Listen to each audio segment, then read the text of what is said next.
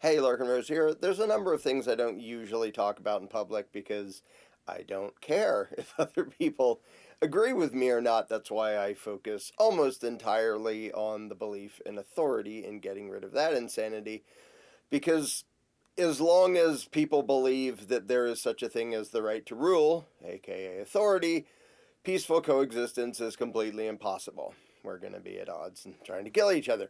What they think about music or biology or like whatever, that's just academic things that we can totally peacefully coexist, even if we have different opinions about that stuff. So one of those topics has to do with the source of what most people call morality, right and wrong.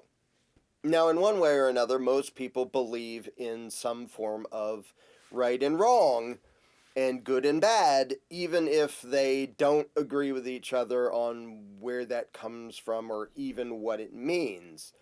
So a lot of people say that their sense of right and wrong comes from their religion, their church, or some religious text. Other people say it's just innate and we have a conscience if we decide to like tune into it and listen to it, and it'll tell us as a general rule what we should and shouldn't do. And then there's a bunch of people, and this includes a bunch of pro-freedom people, it includes a bunch of anarchists, who are sort of what I would call materialists. It's a little bit unfair. Basically, they think that human beings are just animals and that animals are just sort of complicated, squishy robots. Dawkins, Richard Dawkins, I think, referred to people as big lumbering robots, as if it's just chemical reactions, it's just perceptions and reactions, and they're really, really complicated, but we're still just machines. And a lot of those people are still anarchists, and they still believe in non-aggression and self-ownership and things like that. And one popular explanation of morality in that context is the notion of universally preferential behavior, UPB, where, well, if you describe what each individual is trying to achieve, and you can come up with a set of rules that if everybody lives by those rules, then each individual is more likely to like be able to be successful and stuff. Sort of just the practical argument of if we're at odds with each other and trying to violently dominate each other, that's going to be most of our time and lots of us are going to suffer and it's going to be horrible. Whereas if we accept the notion that yeah, we're all trying to not have our consent violated, so how about if we all do that? So it's sort of a practical thing. Here's the problem. The philosophers have for ages talked about how you can't get an ought from an is. And by that, they mean you can't look at the physical world and study math and physics, and from that determine morality, as in right and wrong, and ought, how people ought to behave. And they're right. It's a different thing. And there are like lots of religious people, even if they belong to religions that I don't, and I disagree with various things they believe in, they accept the notion that, yeah, we're not just machines. We're supposed to be a certain way. We're not, it isn't just what happens to benefit us. And here's the problem with sort of outcome-based fabrication of morality, quote unquote,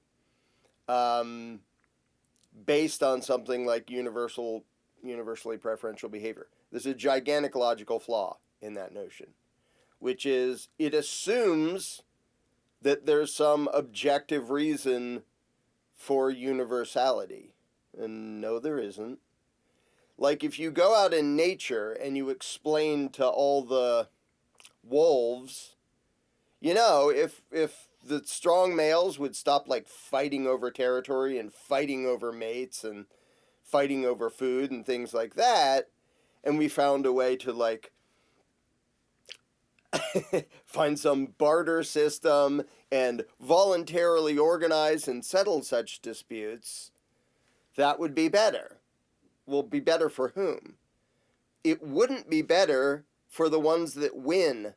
The alpha male wolf that wins, and then he gets all the food and the mate and the territory, he wins. And if you're trying to apply this to people and the universal preferential behavior, the idea that people should care whether other people get what they want is kind of a big assumption that you can't get from materialism. So if somebody says, yeah, I want to get what I want and I don't give a crap about the rest of you because I'm a sociopath, try to explain to me how UPB accomplishes anything if I think that using violence and fraud and deception against all of you gets me lots of money and power. And you say, yeah, but it doesn't help us. Well, I don't give a shit about you. I'm a sociopath. This is, you have this hypothetical sociopath and you're trying to tell them why UPB is a thing. It doesn't work. You have to have an assumption and a premise that there's such a thing as, well, this is what we want to have happen and this is what we don't want to have happen. Because even walking somebody through this, it's interesting because I think it often baffles materialists and it often baffles moralists for completely different reasons to walk them through. Like, why is murder bad? Well, because it takes away somebody's life. Okay, why is that bad? Well, they have the right to be alive. Well, who says so? And if you're a materialist, there isn't really such a thing as a right to be alive. Well, they want to be alive. Okay, so does the frog that gets eaten by the heron. So, is there a reason for the predator to give a crap what the prey wants? Like, can you logically fabricate morality out of a description of what is and how things work?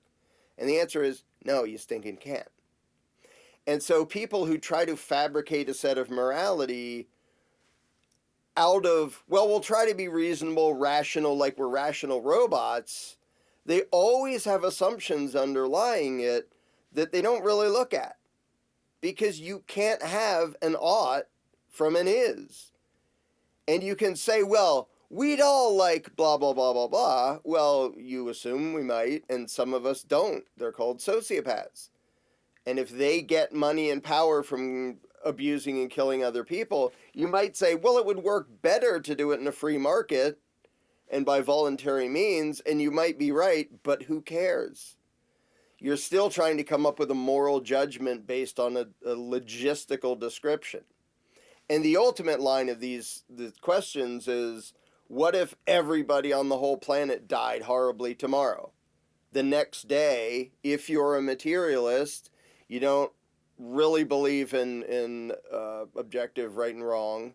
You don't believe people have souls. You don't believe consciousness is anything other than sort of some weird phenomenon that looks like it happens with these chemical reactions, but it's really just physical stuff. Like, if you think that and the whole world blows up and everybody dies, tomorrow, did it matter? Is there anyone around to care?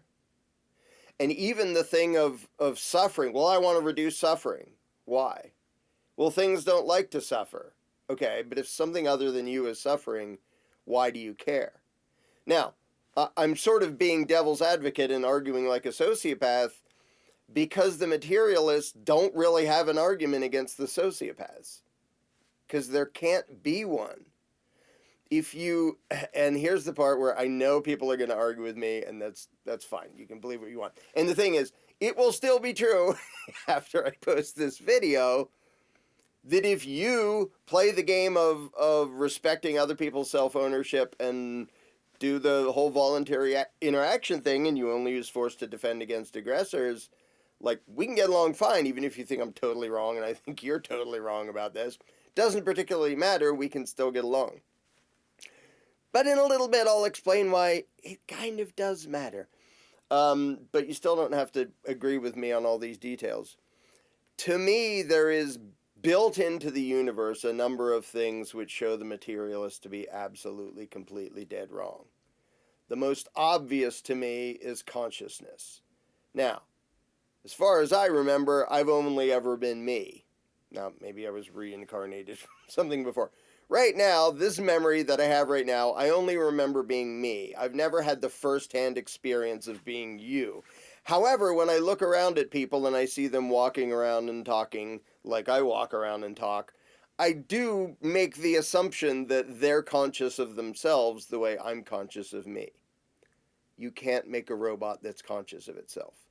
The experience that I have every waking moment of every day is absolute proof that I am not just a machine made out of physical stuff. I wouldn't be aware of myself if I were. Now, there can be other machines that mimic that. You can make robots, you can make AI that mimic it that don't really have consciousness. And like I say, I do have to sort of make an assumption that other people are conscious too. Like, it sure looks that way, but I've never had the first-hand experience of being them. I have had the first-hand experience of being me. And you can't get consciousness from the materialistic attempt to explain everything as, oh, it's just stuff crashing into each other. It's really complicated stuff crashing into each other. Yeah, you don't get consciousness. You also don't get free will. And what a lot of people do is say, well, free will's just an illusion, and then they try to argue it out of existence. And I have to say, so you're really and truly telling me that you're incapable of choosing what to have for breakfast tomorrow? Like, whichever one you choose, it was 100% guaranteed that that was going to be your choice. You didn't have any free will in the matter, even for something just that basic and meaningless. Really? You want to argue that? That you really think that matches your own personal experience every moment of every day? Hold up one of your hands, right hand or left hand. Did you have a choice? Or was it going to be whichever one you held up? Because we're just chemical reactions. It's just a foregone conclusion. It's all just predestined. And you have to believe that if you're a materialist. It doesn't mean we're able to know what's going to happen, but it does mean it's all predestined. Because every single thing that's going to happen is just, well, what chemicals are where and when, and what's the input and what's the output, and that's what's going to happen. It's like pool balls on a billiard table. Like, you wing it down there, and then physics happens to it. The balls don't get to decide, this time when I get hit, I'm going to go completely the wrong way. Because balls aren't conscious, and they don't have free will. And there are people who try to argue against it. And I'm sure in the comments under this video, there will be people insisting that free will isn't really a thing. Okay, there may be some arguing that consciousness is not really a thing, which to me is just batshit loony for a conscious entity that experiences that every waking moment of every day to argue that the consciousness doesn't exist. It's just an illusion. An illusion to what? You have to have have a consciousness for it to be subjected to an illusion of something. But anyway, and I could get into that, and I like having discussions about such things with people who like to think about such things, including people who totally disagree with me. I think there are some pretty awesome, thoughtful people who are not on my side on this, and that's fun. We can have fun discussions. So, this whole discussion, okay, whoop-de-doo, so what? So, my version, the term I use is, which people can make fun of all they want, universal intention. I believe, and it's sort of the equivalent of what a lot of religious people would call the will of God. The way things are supposed to be when it comes to how humans treat other human beings. Now, the moment you say that, like, supposed by whom? Supposed according to whom? There has to be an intention or a consciousness of some kind somehow for there to be an intention of what we're supposed to be and what we're not supposed to be. And the thing is, I think almost all of us, maybe not sociopaths, but the rest of us have wired into us a direct connection to that, what I refer to as direct access. Is if we look at some psycho, slicing up children with a machete, our conscience doesn't go, well, on a practical basis, I think that may ultimately be detrimental to my own self-interest if I allow this to... We go, horrible, bad, not good. And you can say, well, that's just wired into us as a biological response mechanism to make us stay alive. And so, and you know, that's a whole other discussion that I'm not going to bother to get into. But the weird thing is, I think materialists, because they want to pretend that we understand more than we do, they want to be finished. And this is the one of the biggest problems with those who wear the label science, is that they so often want to pretend that they're done. Yep, now we understand everything. Like I've talked before about the notion that the driving mechanism of biological evolution is just random mutation, and then some survive to reproduce and others don't. That is shitty science. It's just shitty logic. Now, you can say, prove it! And I'm not proving it. I'm just asserting it here. At some point, I hope to get around to making my video. But again, it doesn't matter if people agree with me on that, as far as, like, people can have a war or not have a war, whether they agree with that or not. The belief in authority is what matters. But I think people have always been so eager to jump to, now we understand it all. And consciousness, when you're studying the physical sciences, good frickin' luck explaining that. And free will, and this weird morality thing of right and wrong. Like, a lot of people want to argue it out of existence because it's too difficult to explain and address. So the scientific community love to say, no, it's just impulses. We like some things, we dislike things. That's just our biological reaction to things that serve our own interests. And we don't like the things that don't serve our interest, which doesn't actually make any sense. It doesn't add up. Because if you hear of or you see footage of innocent people being blown up and shredded on the other side of the world in a way it's not going to harm your interests at all. It didn't happen to you. It didn't happen anywhere, and anyone you know or anyone anywhere near you. And yet most people still go, that's horrible. I want that to stop. Why? Now, if you believe in morality, and you may describe it as the will of God, like, because we're not supposed to be doing that to each other, and I describe it as universal intention, then you have, because that's not in line with what we're supposed to be, which immediately creates the problem of supposed by whom or by what, which I'm not going to try to explain here, and I don't nearly have a complete answer to it. So just like consciousness, I can't explain how that works. I can't make that work myself. Like, I can program something to kind of mimic a person. I know a little bit of computer programming and stuff like that, but I cannot begin to take the tiniest step towards making something that's actually conscious. And by the way, AI is not. It's a mimicry algorithm. It has nothing to do with being actually conscious.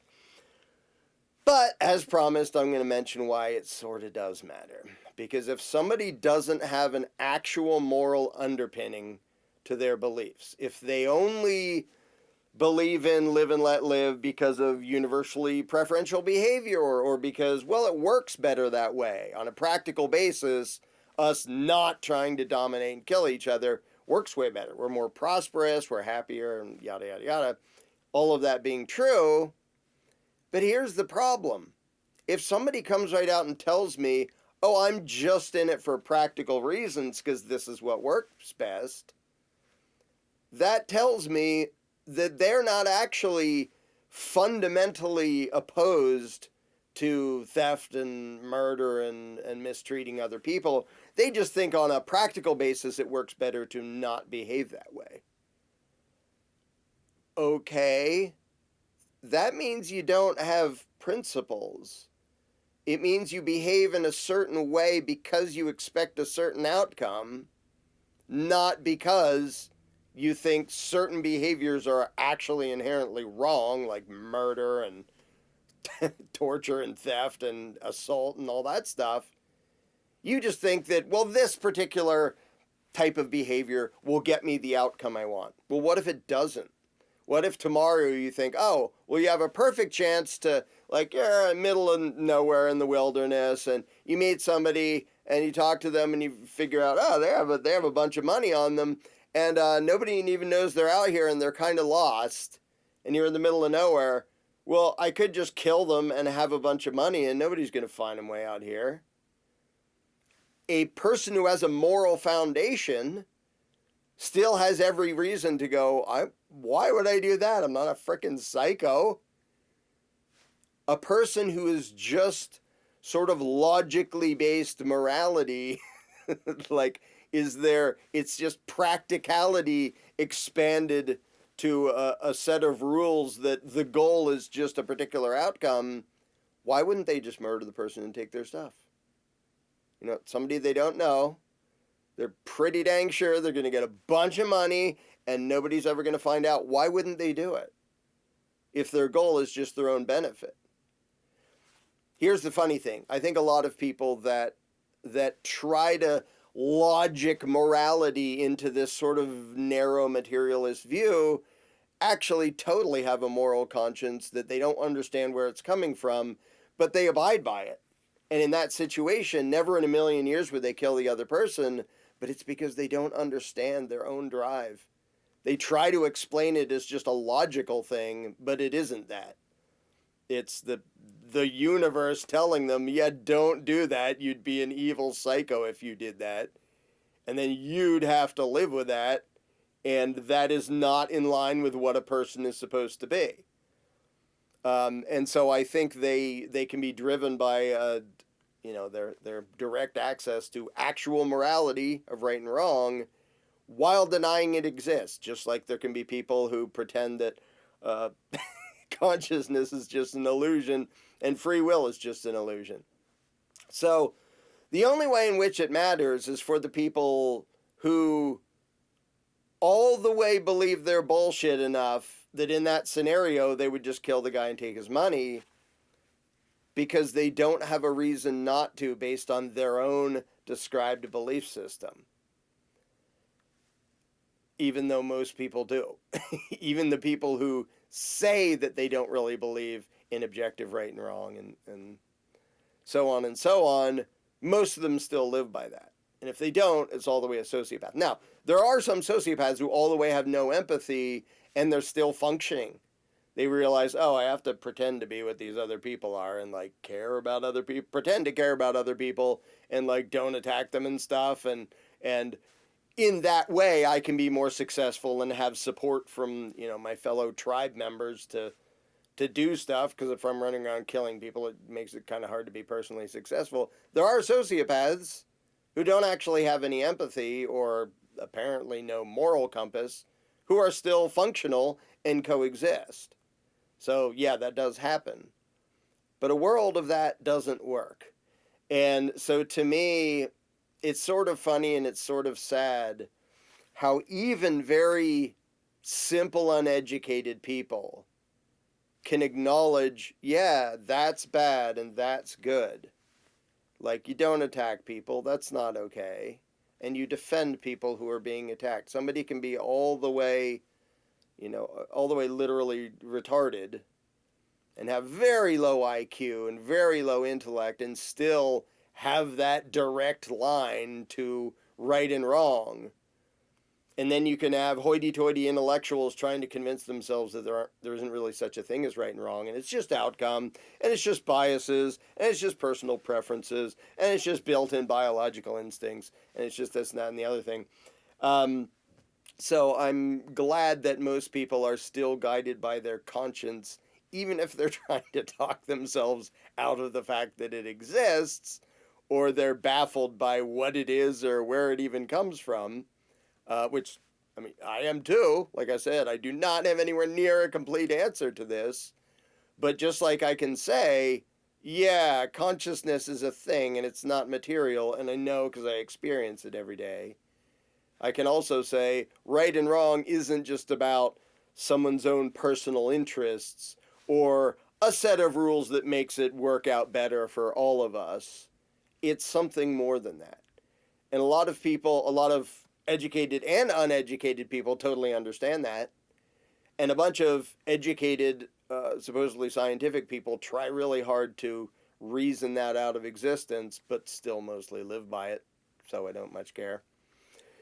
So Yeah, when people say, like, is morality objective or subjective? Subjective meaning, well, everybody's opinion is equally valid. It isn't really a thing. Subjective morality is a lack of morality. It's like subjective math. It's like, well, 2 plus 2 is 4 for me because I think it is. But if that guy thinks it's 5, then it's 5 for him. Well, that means there isn't math. if it doesn't, if there is no rhyme or reason and every opinion is equally valid, then you're not talking about something true. You're just talking about subjective, fluffy opinions of stuff. And if you think that morality is subjective so that every opinion is equally valid, including the tyrant who thinks, if I slaughter all these people and I terrorize those people and I steal all that, that's going to work better for me, so that's what I should do. If you think his viewpoint is equally valid and equally moral because morality is subjective, like, okay, that means you don't believe in right and wrong at all. Because to believe in right and wrong, except it's different for anybody and anybody's opinion is equally valid on what it is, that's called not believing in right and wrong. And so to me, objective morality, it's not something you can prove by the is. You can't write out the math and show, therefore, morality is objective. If you're a human being with a conscience, you can probably tell, yeah, there's some things that feel really, really bad, even if they don't happen to me, even if they're not happening to anybody I know. I don't want that to happen either. And again, there's the entire discussion of, well, that's just our feeling and our response because of our built-in animal instinct and nothing more. And that's a different discussion I'm not going to get into. But I thought I'd finally talk about the concept of morality, even though it's a discussion that's, for the most part, unnecessary when talking to the vast majority of people. Because if they have some sense of right and wrong, and as a general rule, they accept that it's not okay to attack people and steal their stuff and beat them up for no good reason. Like, yeah, forced to defend yourself or to defend somebody else, that's okay, but being an aggressor isn't. As long as they agree on that, for the most part, I don't care why. I don't care if it comes from their religion or a book or how they were raised or their own conscience or some combination of all sorts of stuff. Like, we can get along fine if they actually believe that. If they just say, well, right now that seems to be what serves my interest, I'm going to be kind of cautious around that person, knowing full well that they don't really have a moral foundation. It's just right here and right now, they say they're going to behave that way because they perceive a benefit to themselves of behaving that way. Okay, and if you see a benefit tomorrow in killing me and making me into a souffle, are you going to? Or is there some conscience that you have that's in the way of that and would say, no, that's still not okay? So anyway, I could rant on and on about it. It's a fun discussion, especially with people who like to think about things. I'm sure a bunch of people are going to argue with it in the comments below. So for the most part, I don't care whether you agree on this, but there is that aspect that if someone is trying to just argue from the practical, and that's what universally preferential behavior is, it's arguing, well, this is the outcome we want. Well, unless somebody decides they want riches and power for themselves and they don't give a crap about anybody else, and suddenly the universality is out the window because they don't care if everybody is abiding by the same rules. Like, that's an assumption built in that it should apply to everybody. And that assumption is based on the conscience that says that is the case. It is not based on logic. It is not based on what is. It's not based on physics and math. It's based on the assumption that, well, there must be a way for us all to peacefully coexist. Yeah, the reason you want that isn't because of logistics and practicality and materialistic excuses. It's because there's something else telling you how human beings should behave. So people can argue all they want under this. I'll probably ignore most of it because, like I said, this discussion is unnecessary in the vast majority of cases because the vast majority of people do accept the whole, to one degree or another, the whole live and let live, or, do unto others as you would have done unto you, or don't do unto others as you don't want them to do unto you. Of course, everybody who believes in government thinks there's a gigantic exception from that, and that is the problem I focus on. But aside from that, most people, regardless of how they define morality, where they think it comes from, are at least enough on the same page to peacefully coexist so that, having said everything I just said, I don't care if you agree with me or not. But if somebody's all the way a sociopath who doesn't believe right and wrong is right at all, I'm going to be a little bit cautious and nervous around that person if they really just think the practicality of the outcome is all that matters. Because, okay, well, then I'm just going to sort of keep my distance from you and keep an eye on you, but we can still peacefully coexist. So I guess that's all for now. Yeehaw.